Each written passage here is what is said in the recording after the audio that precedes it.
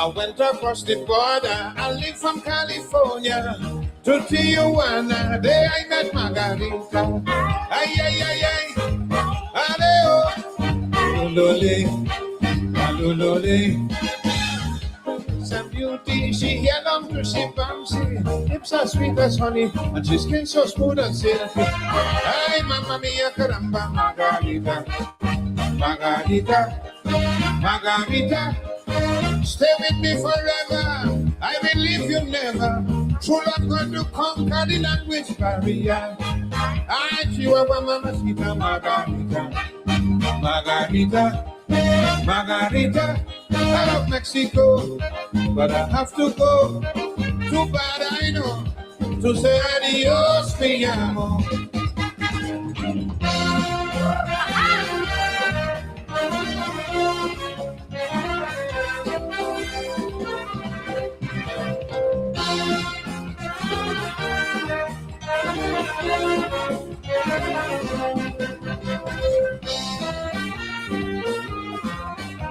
I went across the border. I live from California to Tijuana. There I met Margarita. Ay, ay, ay, ay.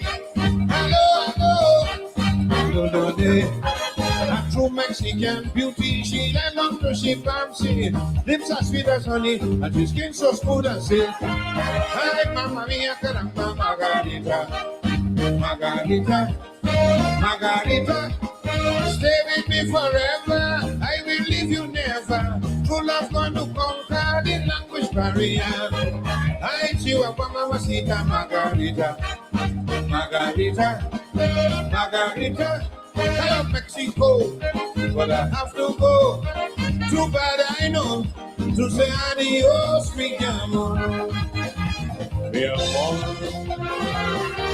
Yo soy hombre honesto. Enamorado.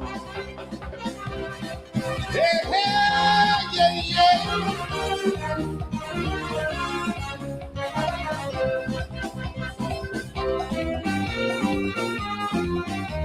A bounce of Margarita, one night in a fiesta. The señorita fell in love with me soca. Ay, ay, ay, ay. Hello. We went to a cantina, drink up the tequila, eat up them tortilla, the girl end up in the casa. Ay, mamma mia, caramba, Margarita. Margarita. Margarita. Tijuana Broja, fatter than Conchita, fiery than Rosa, sweeter than Maria. I'm your Mamacita Margarita. Margarita. Margarita. I love Mexico, but I have to go. Too bad I know to say adios, mi amor.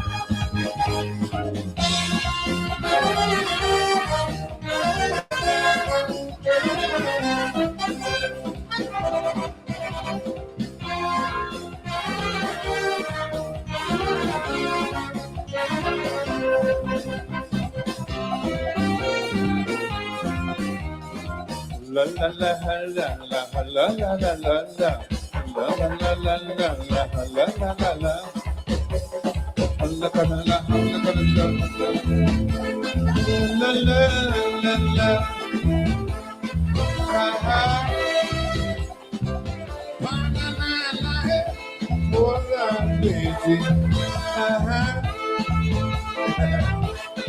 la la.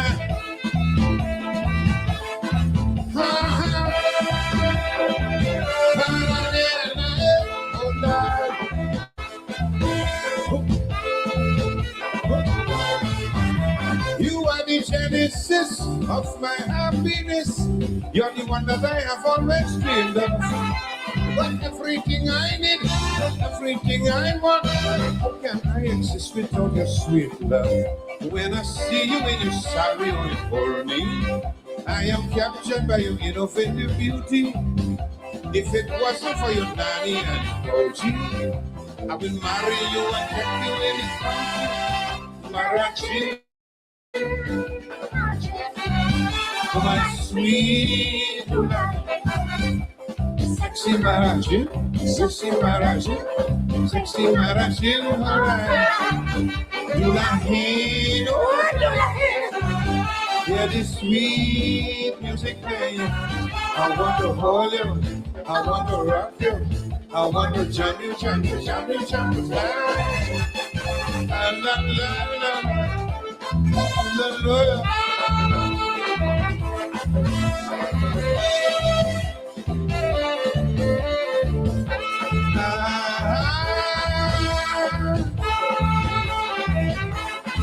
Oh baby.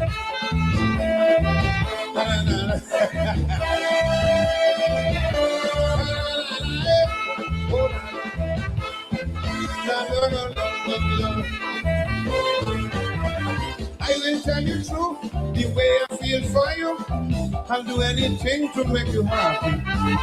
So if you think it's best to change my style of dress, I will wear a capra or a joji.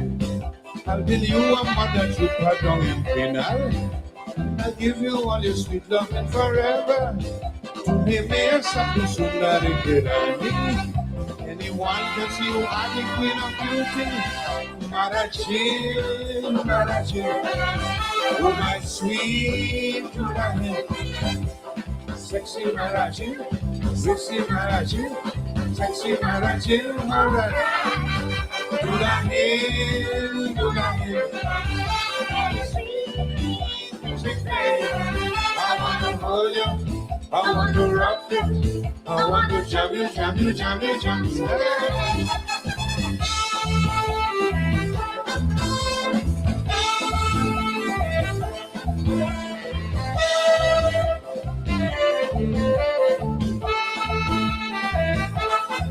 Hey, hey.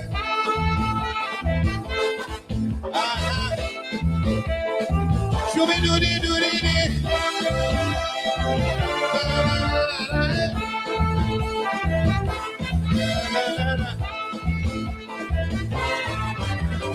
Back, back, do back, do back, back, do back, do back, back, do back.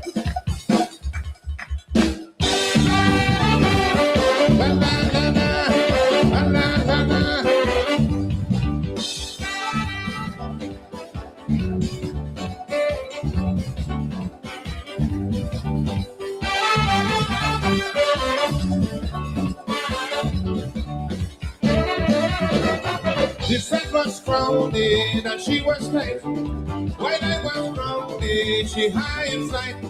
Hoitonian steel band, vision a jump. The girl can she bam bam. She down, don't do that. Don't do that. Don't do that. Don't do that. Don't back back for me. Don't back back. Don't back back for me. Don't back back. Dancing with your man if you want it. Tell me down the pan with the vampire. Don't do that.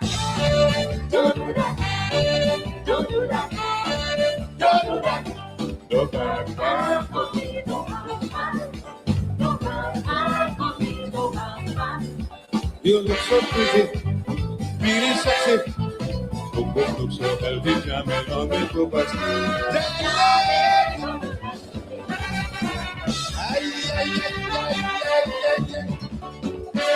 come here.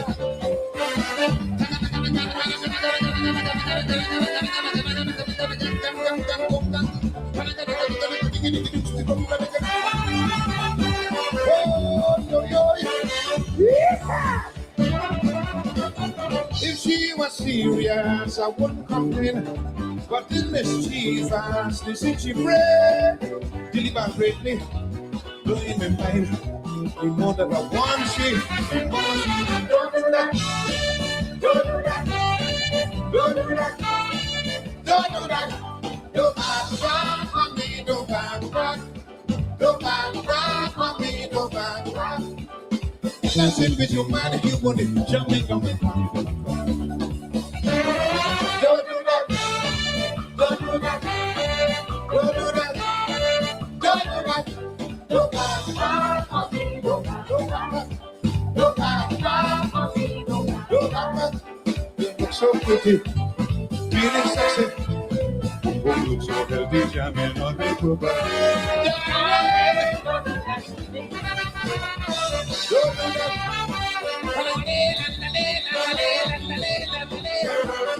Mama, almost there. It's out. Oh, yo, yo. The place was jam with no more space. So on she bam bam, I had to press. But when she enter, the band she fall. A jam she center. Don't do that. Don't do that. Don't do that. Don't do that. Don't do that. That's it with you, man. If you want to jump in on the family, the way said. Not bad for a man. Huh? Did I hear it? Did you hear it? Which old man? You see a old man? That's it. Papananga. Hangarada. The thing is, you see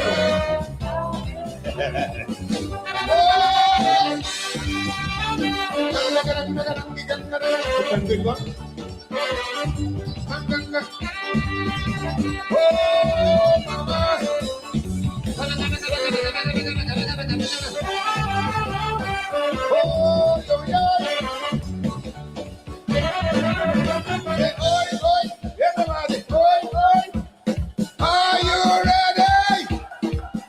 When you drink your liquor and you drink it slow and you reach for the doorknob, missing the whole damn dough. You ain't drunk? You have been drinking. Say yeah! Yeah! All right. When you drink that wine and you drink it red and you reach for the pillow, missing the whole damn bed. You ain't drunk? You have been drinking. Say yeah! Yeah!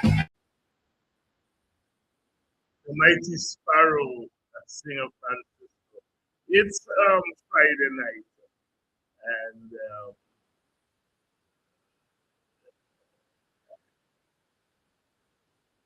it's Friday night, and some lighter music. You know the thing about music, and especially music coming out of the oppressed sections of the society and the world. There's always a message, you know. There's always a message. Margarita, singing there about the Hispanic woman and sexy marriage, singing about the East Indian woman and don't back, the African woman. The Calypsonians have always been singing about women, and the women today, they just sing back on the men. They sing back on the men. The music always tells a story. Please share the link and let everyone know we're on tonight. Last night we were off because there was blackout here in the area. And so we missed last night, but we're on tonight, so please share the link and let everyone know that we are on. Lots happening. Notice that the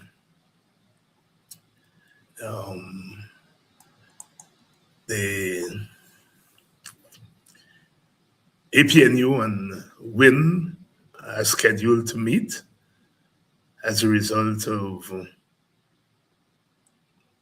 WIN's decision not to include an APNU member on the opposition nominees to the local government commission, that the leader of the opposition chose 2 WIN members and 1 Forward Guyana movement member, and didn't choose an APNU member, and APNU brought the matter into the public domain. And notice that the two groups are going to meet, and or they're scheduled to meet, or there is a proposed meeting supposed to take place on Monday. We shall see. We shall see. We shall see. So new territory, as we have been saying, and so they'll have to work their way. We will have to work our way through the politics. New era in politics too, you know. Brings with it new ways of doing old things. It brings with it reinterpretation of old things and trying to fit them into the new. One thing that we are certain about is change. One thing we are certain about is change. Tomorrow is not going to be Friday. It is going to be Saturday. And the following day is going to be Sunday. So change is inevitable. And as in life, so it is in politics, that we have to take cognizance of change and accommodate change. New interpretations of political action and political work, new interpretations of how change is going to come about. So we have to work with what is before us. And sometimes we come to these moments in our political life that we have to navigate. And sometimes we do things that we would not normally do. And we have to we always take stock of where we are with these matters. If we don't, we find ourselves in deep trouble.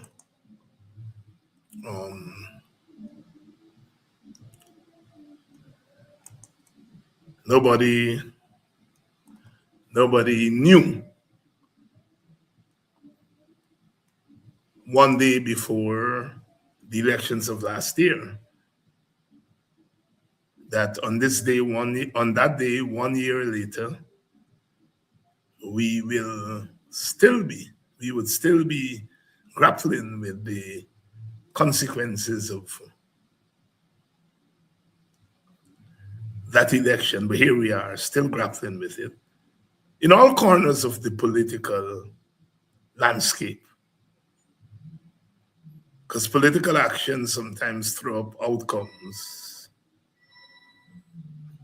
which we do not bargain for. And then we have to confront it. The genius of a people is their ability to confront these new developments.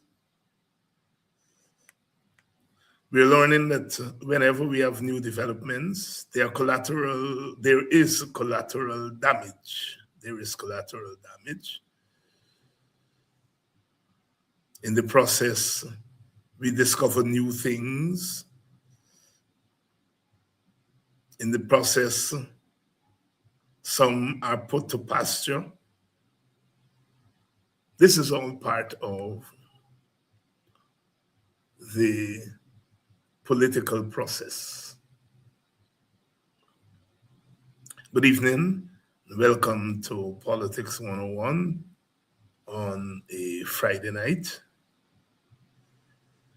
And we continue to mourn the fact that a lot of wrong things are happening in our country, and our people seem impotent to confront the government of the day. Because if we study political history,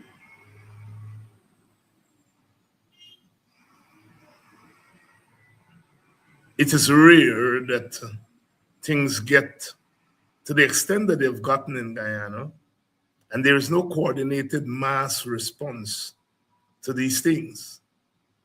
At every twist and turn, whether it's enslavement, whether it's indentureship, whether it's colonialism, whether it's the post-colonial state under Burnham, the post-colonial state under Jagan, Jagdeo, that our people have always responded to the excesses of the state in relatively short order. And they've always done so in a militant way. So we have developed a political militancy in our country. And we have become accustomed to it, that governments sometimes strike out and go very far, but it is never without the requisite response. We have come to, in our history, we have come to take that as a norm. But the excesses of the present government seem not to have brought into play the kind of militancy that we've seen in the past. And so, we end up sounding the alarm bell. And in the process of sounding the alarm bell, we end up pointing fingers at each other. Leaders pointing fingers at the masses pointing fingers at the leaders, the militants point fingers at the conservatives and vice versa. The old point fingers at the new point fingers at the old. And we engage in this back and forth because we are not able to explain why we have deviated from the norm. And we are going through that in Guyana. I am sure that in some communities that is happening quietly. But in the opposition communities, especially the African Guyanese community, this kind of self-examination is going on in the open. And it's not for the faint-hearted. I know I get very frustrated sometimes at the kind of simplistic manifestation of the politics, and a kind of resistance to a deeper understanding of what's happening. When I came into politics as a boy in the 1970s, politicians and political activists explain the world to you. They explain local reality. They explain national and regional realities. They explain the world. They were all wrapped up together. And one of my frustrations is that less energy is placed these days on explaining the world as political work. That was the highest political work. Because in the process of explaining the world and explaining political reality, you are mobilizing. You are mobilizing people. You are mobilizing people.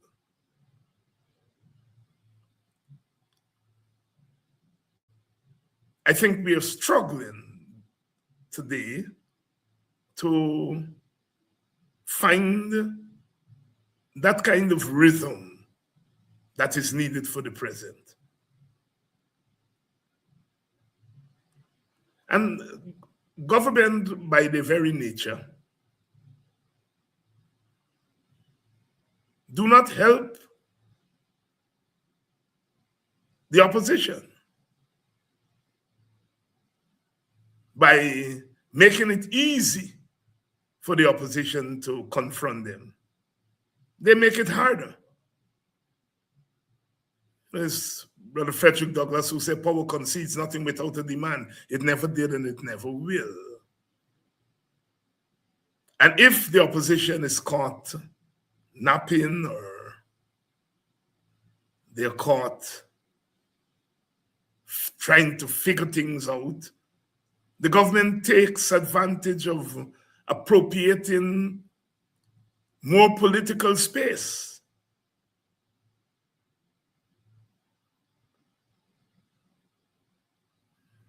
I grew up politically in the era of politics by any means necessary. By any means necessary. That if it's necessary to use a certain political means, you do that. If nonviolence was the necessary form of struggle, you use nonviolence.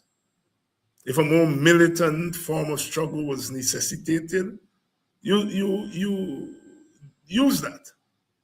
That is what by any means necessary means.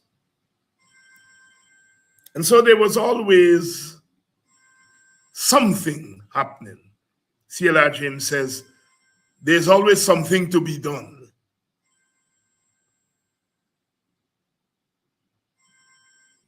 But I think as we have matured politically, we have compressed, we have decreased our political space for political action. It's not easy to get out in the open, to get out on the streets, as we like to say. You have to take people along. People have to come along. We have to go along together to get there. You don't wake up one morning and say, time for the streets, let's go.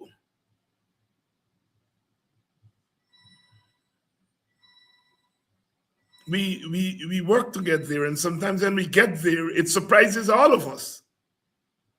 All of us.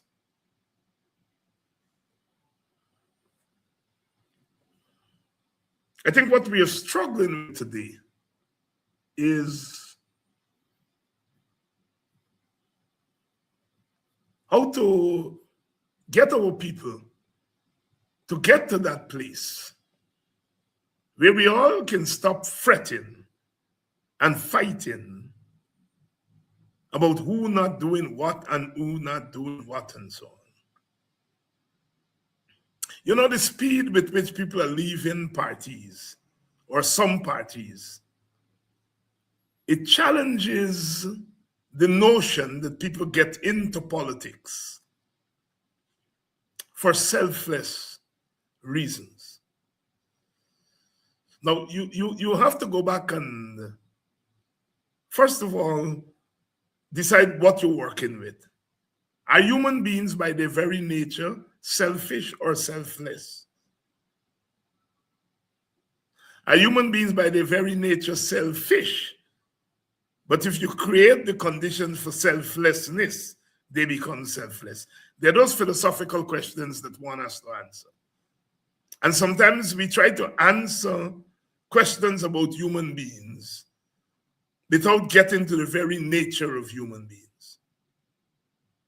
I think it was Hobbes who said, mankind by its very nature, its life is going to be short, nasty, and brutish. And that suggests that Hobbes was of the view that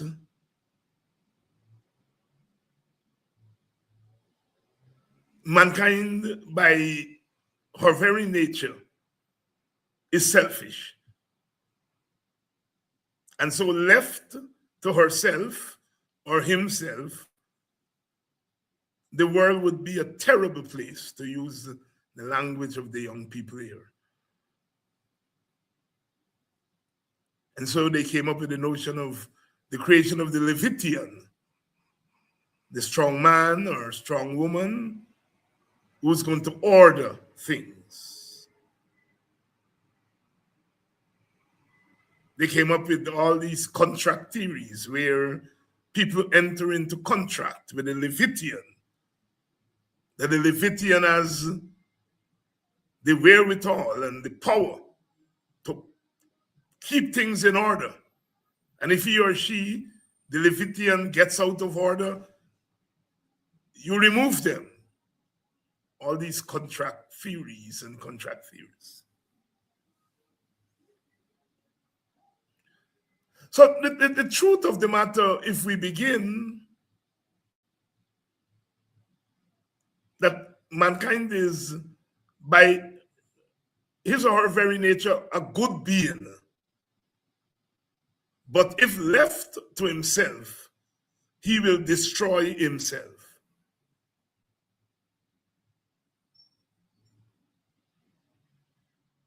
Then we arrive at a conclusion of how to move. As I said earlier in this program, that the rate at which people live in the PNC/APNU is not normal. It's not normal. I've perused the modern political culture of the Caribbean, and I've not seen an equal. I've not seen an equal.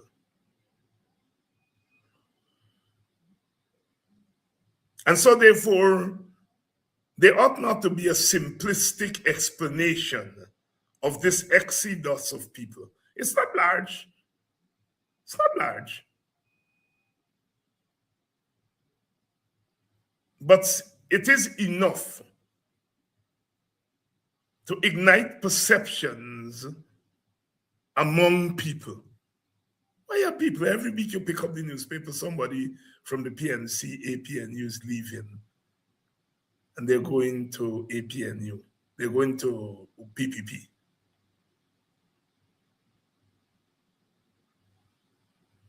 Since the election, you haven't heard too many mid-level or upper level. I mean, not too many. I don't think I've heard of any APNU people leaving and going to win. And this despite, at the level of the masses, more APNU people went to win than went to PPP. But at the top or the middle, more APNU people are going to PPP than they go to win. How do you explain that? The middle and the middle and the top are going one way. Those who are deciding to leave, the middle and the top are going one way, and the bottom are going the other way or another way. How do you explain those things?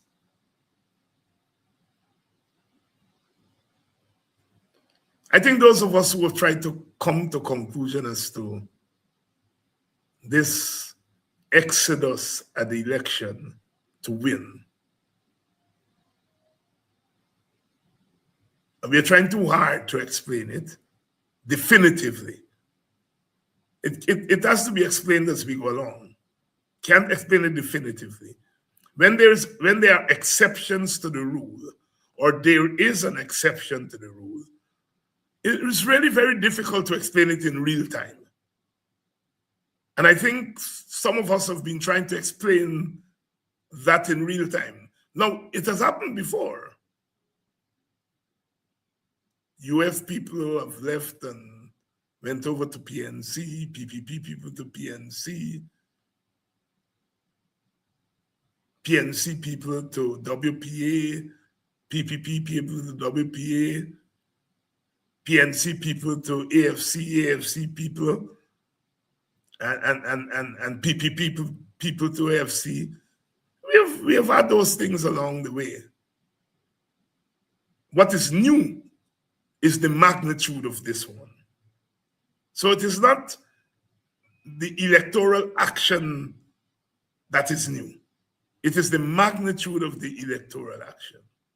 No third party has ever gotten 109,000 votes, represent, I think, about 22%.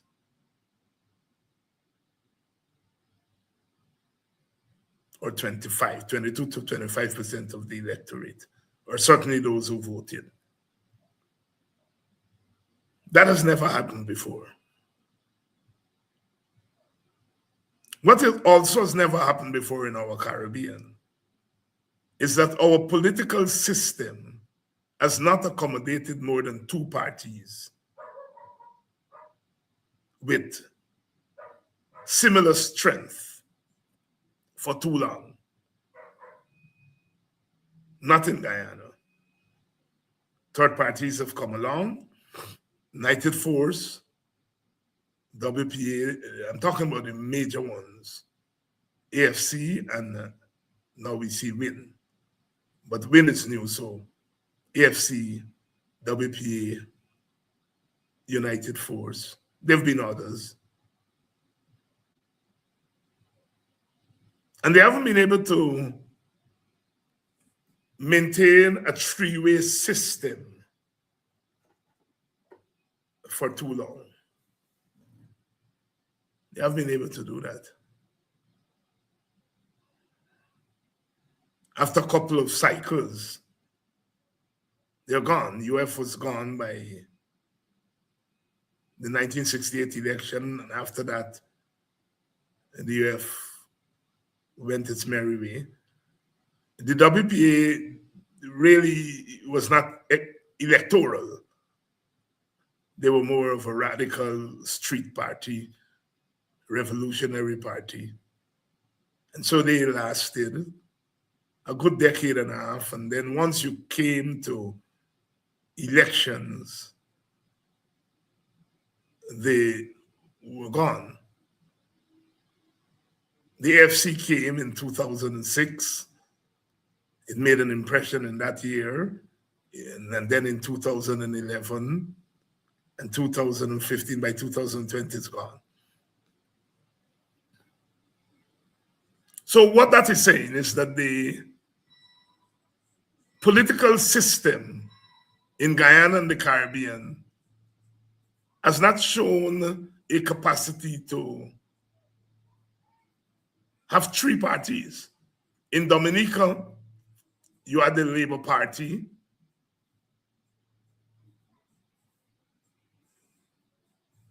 the Freedom Party, Mrs. Charles, Eugenia Charles, and they were the two dominant parties in the 1980s, 70s, 80s, and so on. And then in the 1990s, a new party, the United Workers' Party, arose. And for a time, you had the three parties there for one or two cycles. And then all of a sudden, Eugenia Charles retired from politics. The next thing you know, the two dominant parties are the new UWP, the old Labour Party, and Eugenia Child's party was reduced to one seat or two seats, showing that the system is not able to hold on to more than two parties. Eugenia Child's party, the Freedom Party, is all but non-existent now. In Jamaica, Bruce Golding left the Labour Party, the Jamaica Labour Party of Seaga, formed his own party, a third party. He may have gotten a seat in Parliament, I think, or may not have even gotten a seat. But that didn't last too long.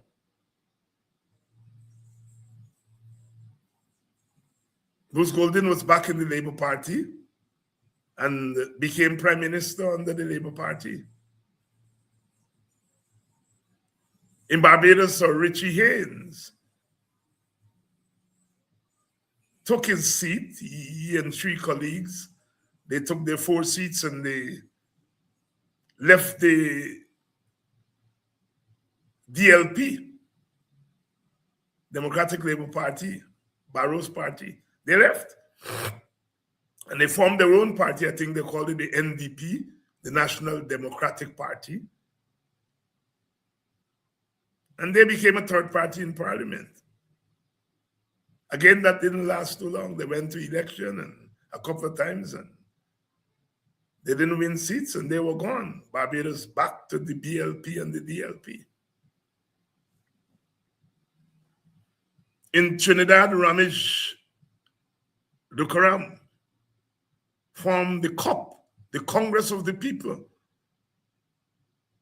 And in one election, they won, I think, up to 23% of the popular vote.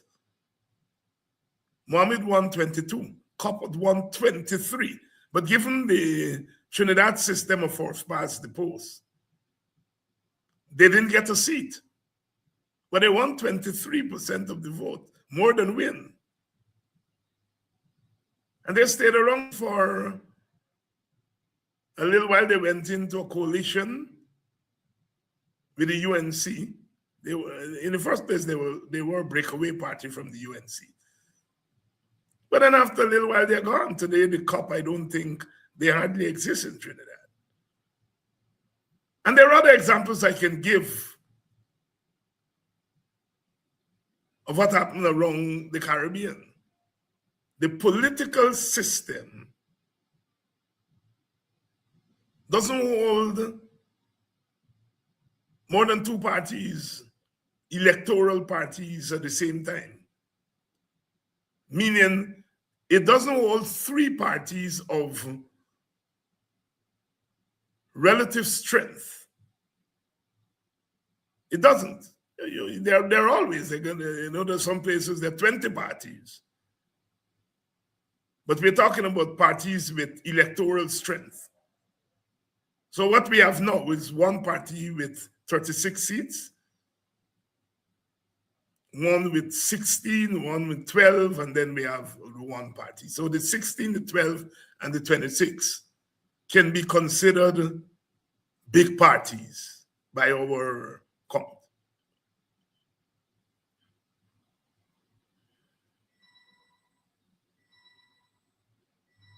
Considered big parties. Can the political system, can the political process maintain 3 parties like that? And the answer is no, because in such a situation, you can have 2 outcomes.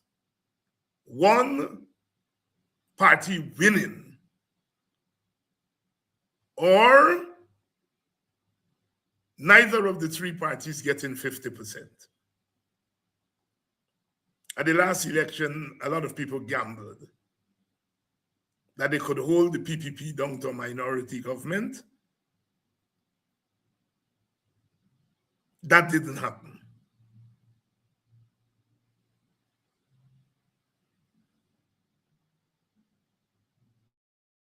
So invariably, what you find in such a process is that the second and third parties generally clash with each other.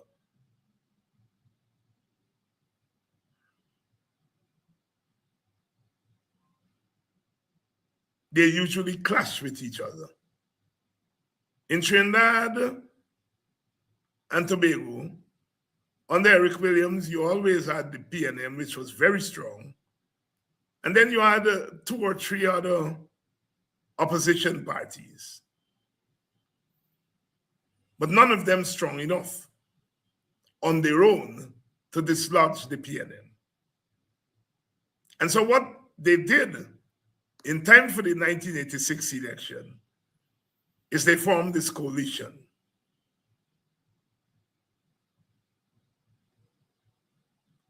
What they call the One Love Coalition. And that One Love Coalition defeated the PNM in 1986, 33-3. Amazing.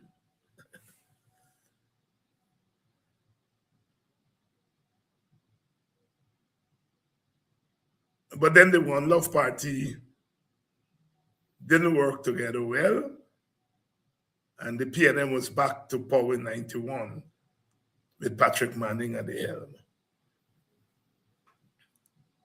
So here in Guyana, we are struggling with this three-way allocation of seats and how it will work. And people think it would have been an automatic thing. The elections are over.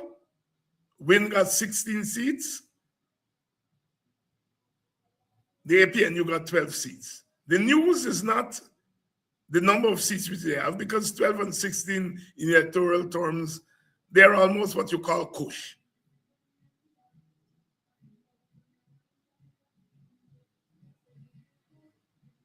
Twelve and 16 is 28, half of 28 is 14. Win got 16, so it got 2 over the average. APNU get 12, 2 below the average. They're about the same strength. One got 77,000 votes, the other one got 111 what? So it's 24 and 11, 35,000 votes. That's not a big spread. So they're about equal strength electorally. But the system allows the one with more seats, in this case, Win, to call the shots on the opposition side. So the winner-take-all system is not just winner-take-all for the winner, but on the opposition side, the opposition party with the most seats takes all the perks and privileges. So there we are with Win and APNU.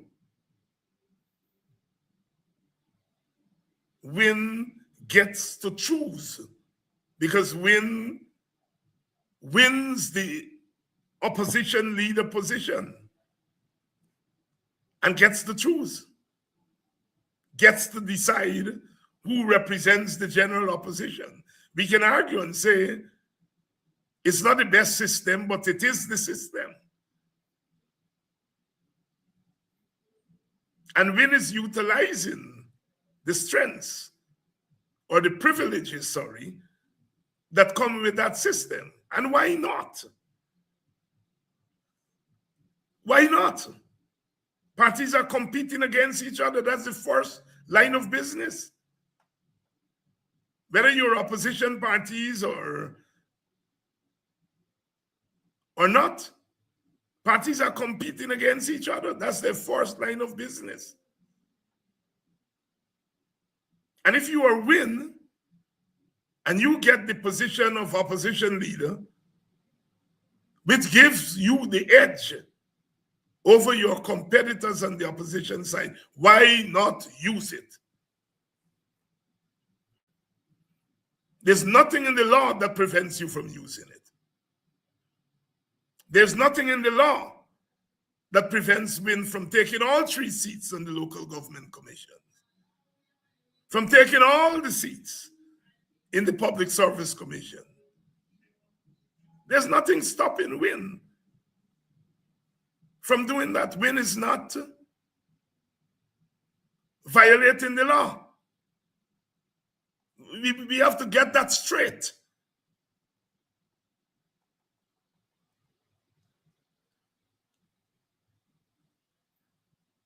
The reason we are not getting it straight is because our voters did not take all of that into consideration when they went out to vote. They went out to vote and they cast their votes, and they created a 3-way operation, and with no disrespect to the FGM. The FGM has 1 seat, but with the FGM 1 seat, they don't make a difference with anything. You can have 1 seat and make a difference. It happened in the Caribbean before. In St. Vincent in 1972, the 2 big parties were Kush and San Michel, had 1 seat from the Grenadines. And he was able to become prime minister with 1 seat. So I'm not dissing 1 seat. All I'm saying, in this instance, the 1 seat doesn't make a difference.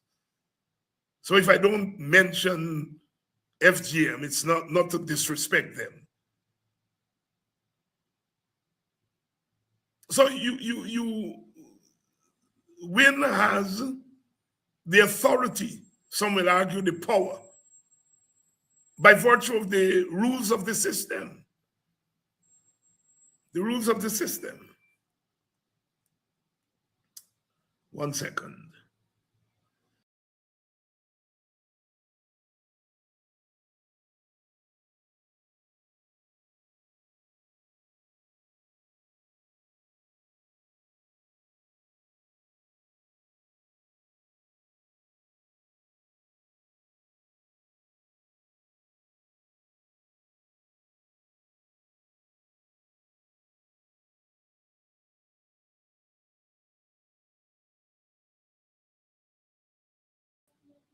All right, we're back here. So as a result of the system, Win gets to call the shots on the opposition side because it holds the position as opposition leader.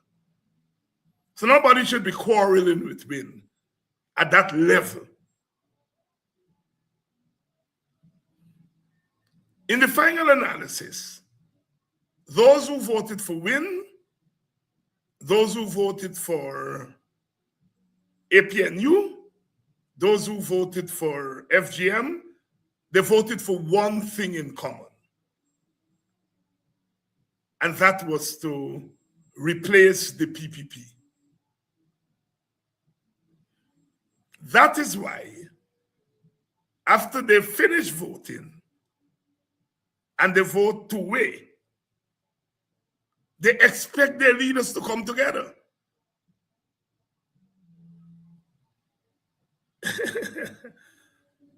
Because those who are arguing about, remember I said earlier that we are trying to make sense of how African Guyanese and Amerindians voted at the last election. And we now know what they voted for. We can argue about what they voted against. They may have voted against APNU lack of militancy. They may have voted against Norton because they say too black. They may have voted against the APNU for so. But one thing that united them, the Win voters and APNU, they voted, they didn't want the PPP, they don't like the PPP, they voted against the PPP. And so, in their political heads, after the election, they expect Win and APNU to hug up and think, God, geez, man, if we know that, why are you all at the top can't know that?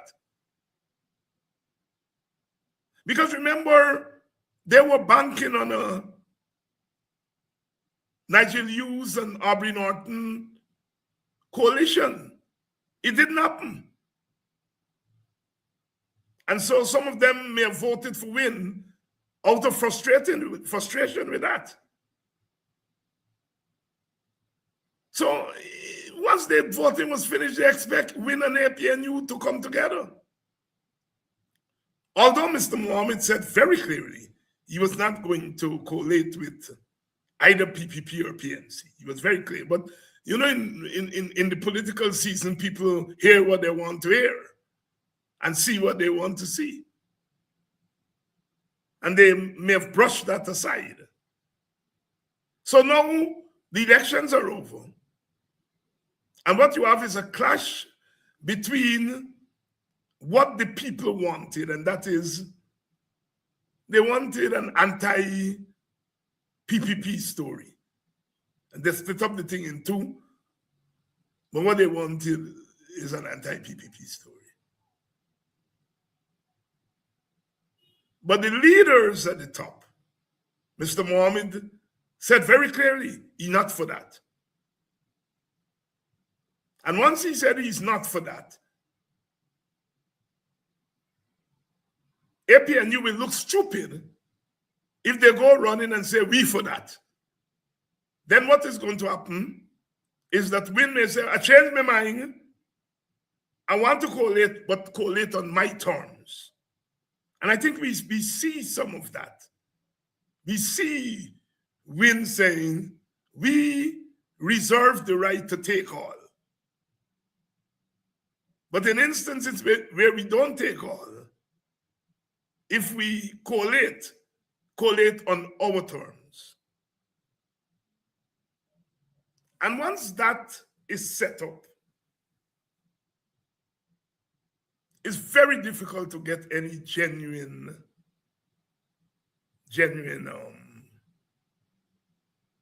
collective action. The genuine collective action could also be pushed by circumstances facing us. Let me go back in history. There's a lot of bad blood between the PPP and the WP, a lot of bad blood. After all, people like Kwayana and Moses Bagwan and so on had come out of the PPP at various times, and I'm sure they would have carried strong anti-PPP sentiments, and PPP would have had some suspicions about them, or more than suspicions. In 1974, when Rodney came back to Guyana, was banned from UG, from teaching at UG, and ASCREA called street protests. It was the first time Kwayana and Jagan were speaking on the same platform since 1956. So almost 18 years had passed, and the two of them had not spoken on the same platform. They were, in some senses, political enemies. And I tell that story to say there was bad blood between the PPP and the WPA. But as the government, as the crisis between government and opposition increased, the two of them were forced to work together. So sometimes it is the actions of the government that drive opposition to work together. Reluctant opposition. And I think one of the arguments that's been made today is that this government is doing its due. It's overdoing the due. And yet the opposition can't come together. So again, there's a bucking of history here. The fact that the government is overdoing its due should have already forced WIN and APNU to come together. But it hasn't. So again, we are seeing an anomaly in history. Never happened. By this time, the PPP and WPA had come together. WPA comes into being in 1974. By 1977, 76, 75, 76, they're reaching out to each other. Brindley Ben left the WPA because it felt WPA was getting too cozy with the PPP. Brindley himself would later go back into the PPP. But that's for another day. So by this time, the PPP and the WPA were working together. In similar circumstances, WIN and APNU are not working together. So what it shows is that you can have similar circumstances. You can have the same circumstances, but not the same outcome.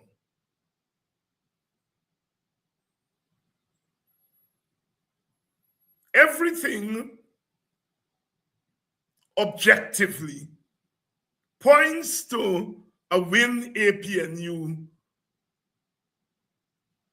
working arrangement.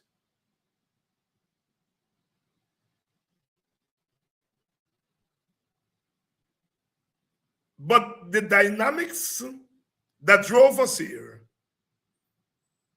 work against those dynamics. You see, the WPA came on the scene in 74, but it didn't take seats from PPP. It took some supporters. The PPP had made it clear to the WPA, do not go into Indian areas and organize in Black people area. We got Indian area covered. So the PPP was keeping WPA out of Indian areas, not by some sleight of hand. They said it very clearly to the WPA. The WPA people, Takumo Gunsi and them, they were wrong. They said it clearly to the WPA, do not come into Indian areas. So when you see WIN now trying to consolidate what it had, nothing new. Parties have always consolidated what they had. They've always protected what they have.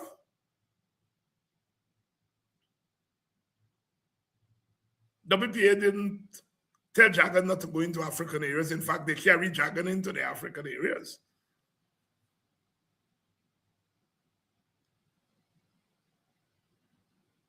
And one may examine that as we go along. Because Jagan was protecting his base, while the WPA's temporary base, which was really a base that was brought to the WPA through Askria. WPA was opening that base to Jagan, while Jagan was telling WPA, don't come in me base. WPA eventually went into the Indian areas through invitation by dissident PPP people. So we are seeing the similarities in histories. We are seeing the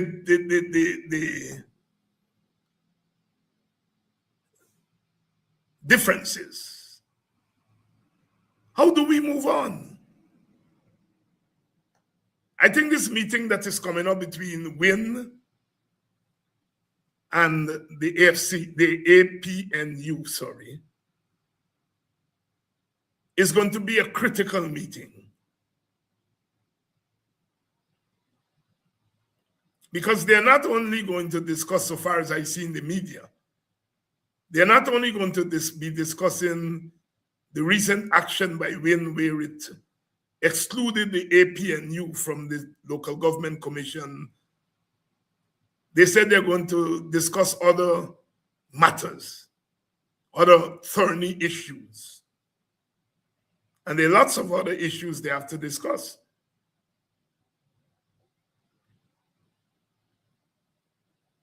So this meeting on Monday is going to be very crucial. It will determine whether they continue along the path that they're going, whether they find some middle ground, or whether they hug up. Those are the three options on the table. They hug up and say we're going to work together to remove PPP. They continue along the lines of where they are now, or they meet halfway. I don't know what halfway looks like. I haven't thought it through myself. But there's always a halfway stage. The next question is, why is opposition, I'm not saying unity, because unity, people could misunderstand unity to mean some hug up kumbaya and so on. Why is it that you need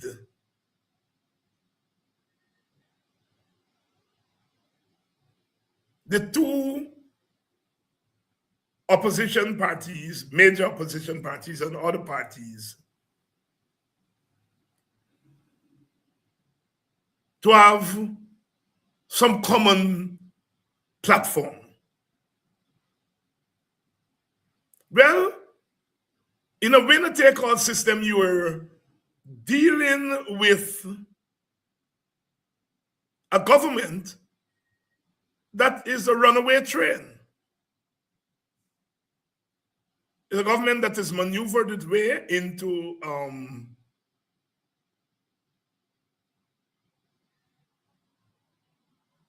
a dominant position, 36 seats in the National Assembly. But more importantly, a stubborn government. Hamilton Green recently wrote a letter to the newspapers. We carried it on our website, and it's trending. It's been trending for the last 3 days.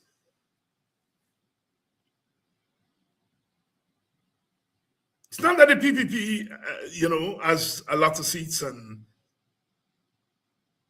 controls the government. The PPP is stubborn. It's not giving an inch.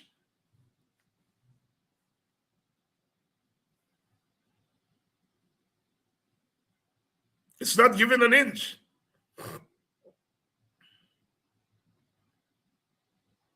Burnham, during the time of PPP, WPA opposition, Burnham would play this little game with them.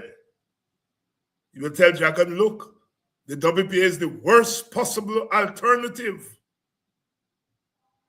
And then he would say to the WPA, look, all you're getting used by the Indians. Burnham was not 3 cents chap.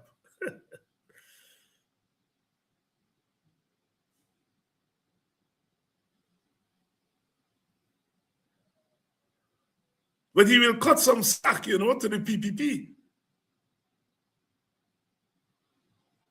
Didn't cut much any slack to the WPA. But he cut some slack to the PPP. He agreed to the recognition of Gawu.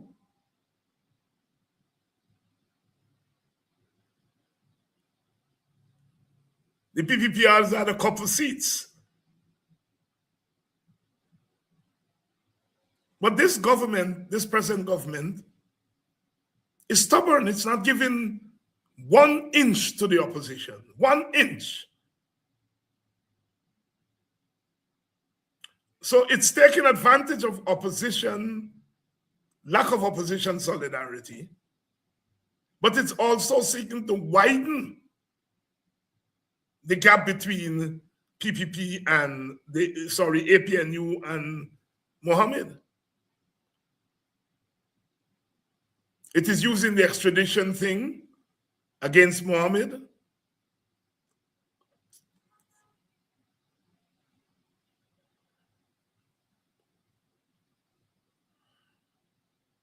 And so the situation is not as straightforward.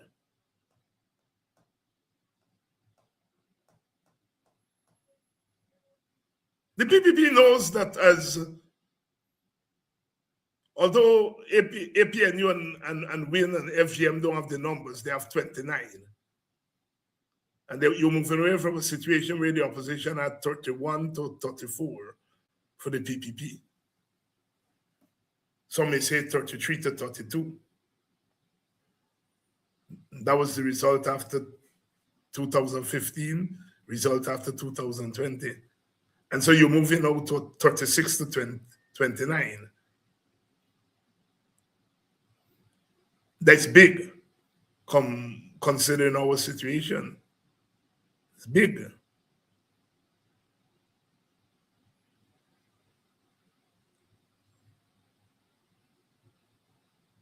And so the PPP doesn't want the two of them to come together.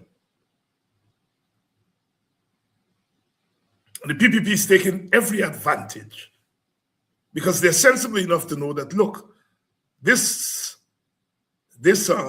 majority that we have here could go up in smoke tomorrow.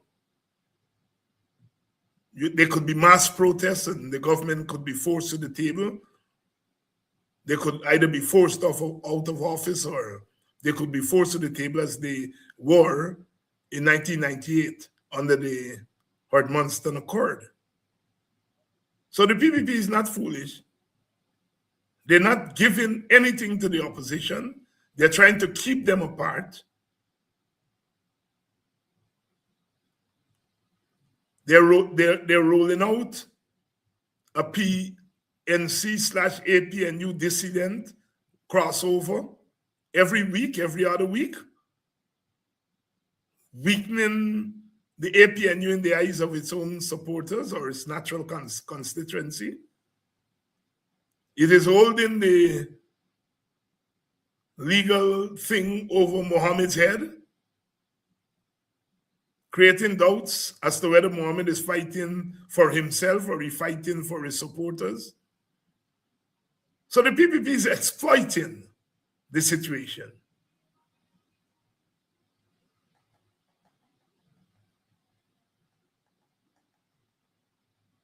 And so this proposed meeting next week is going to be very crucial in telling us where the opposition goes, how the opposition is going to operate.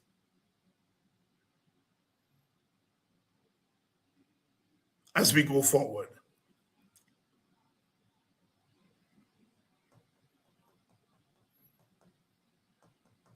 Politics is not, as I said, generally politics is not a linear thing, a straight line. But our politics in Guyana have been very much so, not a straight line. And the politics today is even worse than it was yesterday.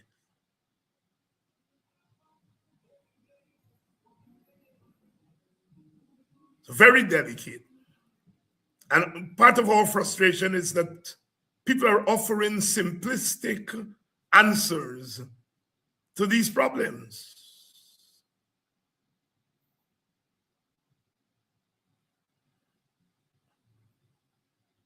I have to make clear that we in the WPA,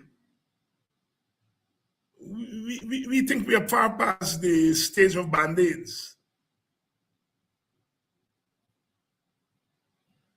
You try to, put a band-aid here, put a band-aid there. We are saying the whole thing has to be overturned. The system has to be overturned, which means that constitutional reform or constitutional change has to be very much part of the agenda.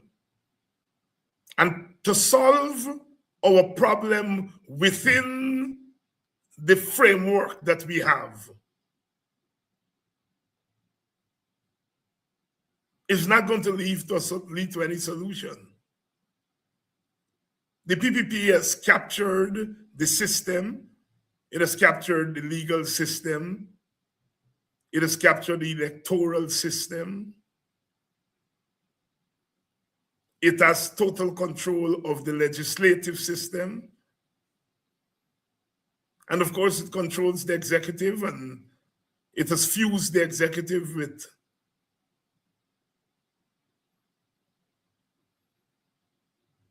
elements within the economic elites. So the PPP has almost total control of the situation. And to try to solve the problem within that framework, in the end, it will frustrate you.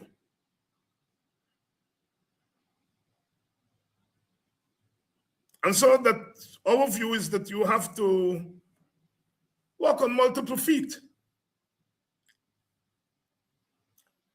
The electoral system by itself is not going to solve our country's problems.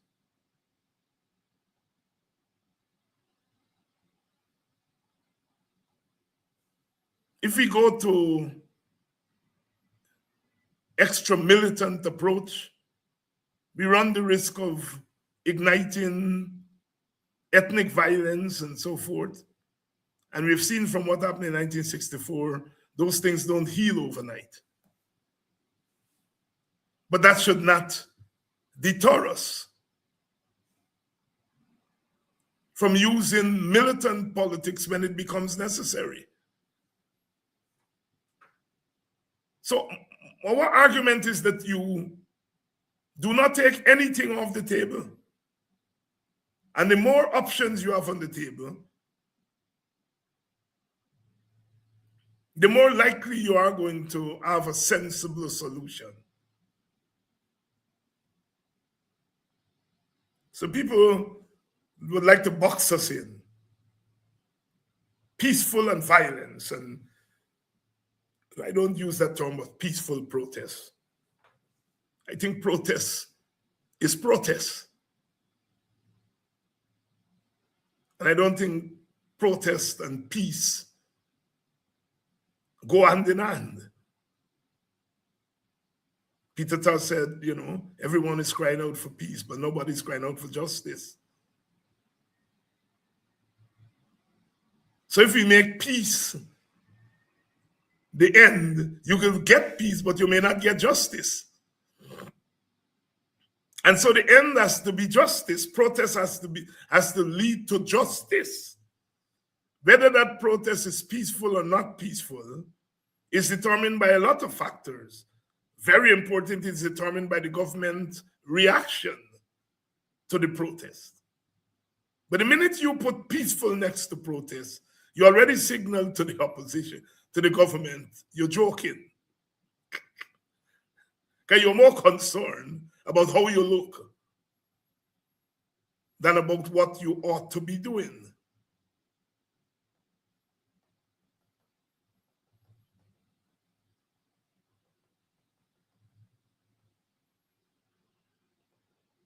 And when you have a plural opposition, as we have, at least 3 parties, well, the APNU is not a party, it's a party of parties. But one political force wins the second political force, FGM, the third political force, and then you have parties like AFC and Liberty and so on outside. They're also political forces. When you have plural political forces, you're likely to get plural or several views on what is to be done.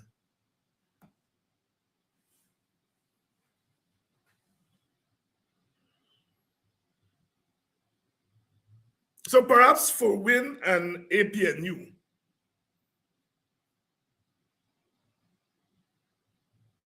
maybe they should try to isolate areas of agreement if they are. I'm not sure that they are, but you try to isolate areas of agreement. And you try to frustrate the areas of disagreement. We are sure that there are areas of disagreement. we're not sure whether there are areas of agreement. But they will have to strive, I think, if they're going to go anywhere with these things, is that they have to carve out areas of agreement on important issues. Like I said, Win and APNU is not a case where Win got 20 seats and APNU get 6. 16 and 12 in electoral terms, they are almost even. A mere 30,000 votes separate them. So they're not a big gap.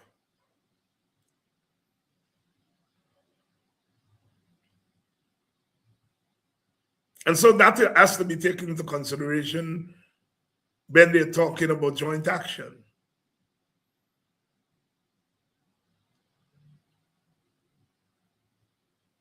We shall see where they go.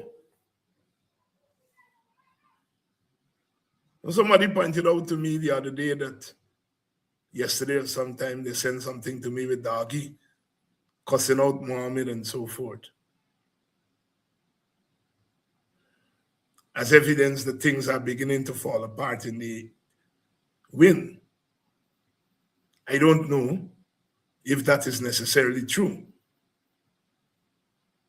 But what it clearly shows is like in most parties, but especially with Win, some of its supports is really soft support.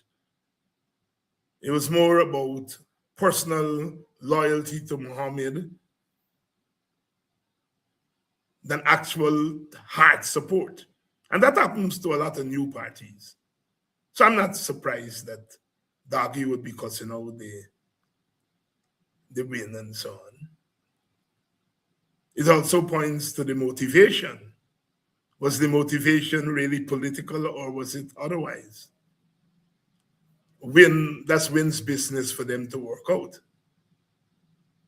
But those who are seeing Win as a very important actor going forward have to take into consideration the manner in which Win came into being. And I go back to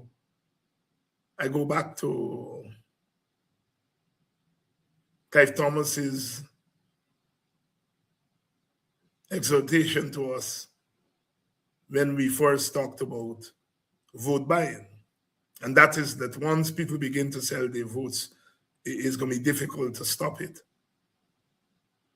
And so when we are talking about political parties, especially the newer ones in this environment, we cannot talk about them outside of the culture of vote buying.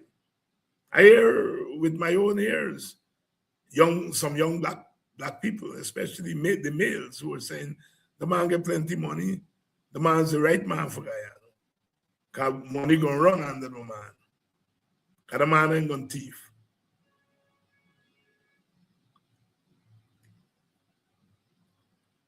And so that is a new consideration that one has to take into consideration. Well, a new consideration that one has to take into consideration. All right, we can live with that.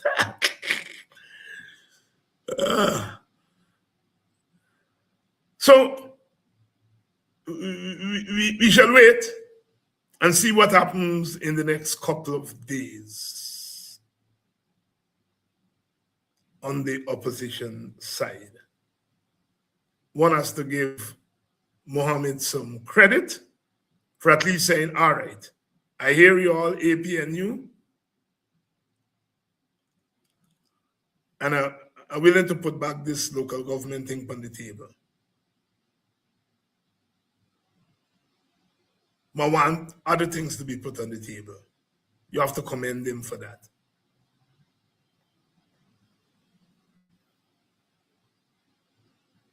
We shall see where it goes. You have to commend Norton also for deciding to fight. Many people, after Win would have submitted the names, some political party, some political leader would have said, well, what are we going to do? That you done already. But Norton pushed back. And as a result of the pushback, I think he caught Mohammed's attention. And at least they're prepared to sit at the table. We shall see where this all goes.